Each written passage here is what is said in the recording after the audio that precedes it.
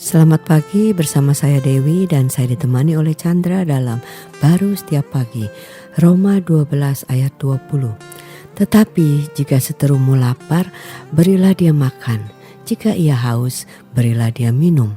Dengan berbuat demikian, kamu menumpukan bara api di atas kepalanya. Wah, ini perbuatan yang tidak umum ya secara manusia ya.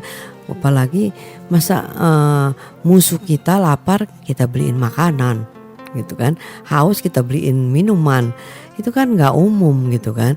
Yang ada ya kita malah bersyukur dia lapar, itulah karena perbuatan dia yang jahat kayak gitu kan.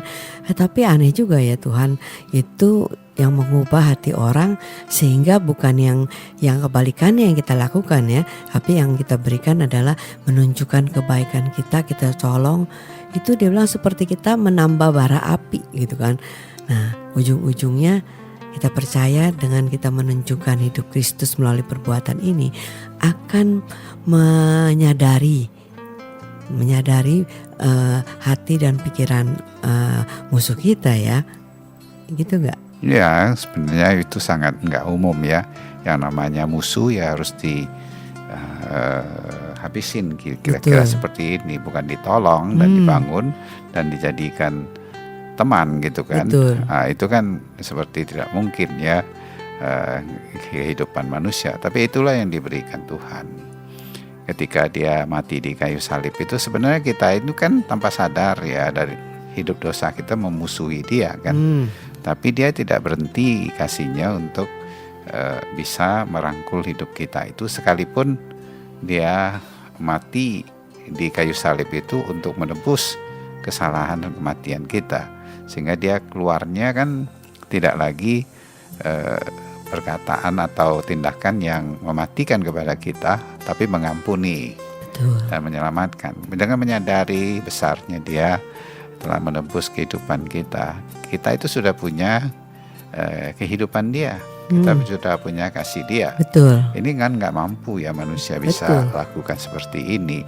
Nah, tapi kita punya hasrat dan kemampuan yang dimana Tuhan taruh di hati kita ini, sehingga kita nggak melakukan kepada siapapun didasarkan dari diri kita yang lama. Kalau baik gua kasih, kalau nggak baik gua nggak akan kasih. Kita gitu perlu kan. Bukti dulu, iya, bukti. Gitu kan. Tapi kita adalah kita di dalam Kristus. Nah, tetap aja kepada musuh sekalipun kamu bisa menunjukkan kasih Tuhan di dalam hidup ini.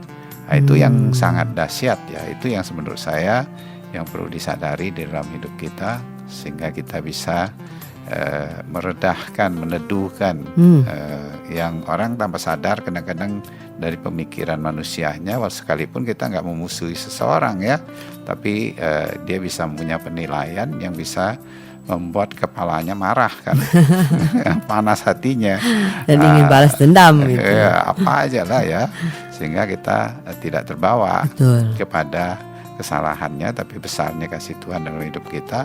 Ya, dengan cara demikian kita bisa bertindak ya, yang dimana dikatakan tadi itu lapar dikasih makan, seterunya kalau teman sih nggak jadi masalah ya. Ini haus dikasih minum, sehingga dengan cara demikian ada kuasa yang begitu dahsyatnya meredahkan daripada kehidupan seseorang itu, membawa kepada kehidupan pemulihan di dalam Tuhan. Amin. Amin.